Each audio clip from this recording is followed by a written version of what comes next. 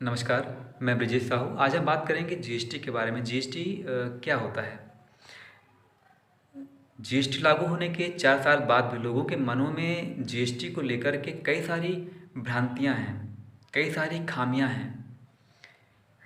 GST का full form होता है गुड्स एंड सर्विसेज टैक्स, माल एवं सेवा कर। जब हम किसी वस्तु की खरीदारी करते हैं या किसी सेवा को लेते हैं तो हमें उसके लिए टैक्स चुकाना पड़ता है। पहले कई तरह के टैक्स से गुजरना पड़ता था, जैसे excise duty, VAT, entry tax, services tax आदि आदि। अब इन सभी को हटा करके उनकी जगह पर एक टैक्स जीएसटी लाया गया है। भारत में जीएसटी 1 जुलाई 2017 से लागू किया गया है।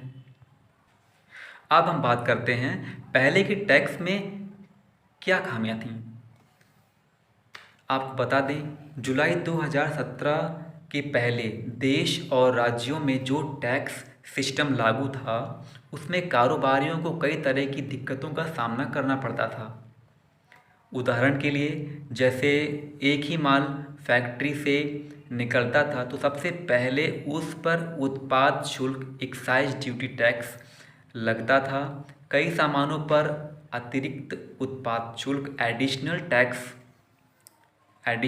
एक्साइज ड्यूटी टैक्स अलग से लगता था।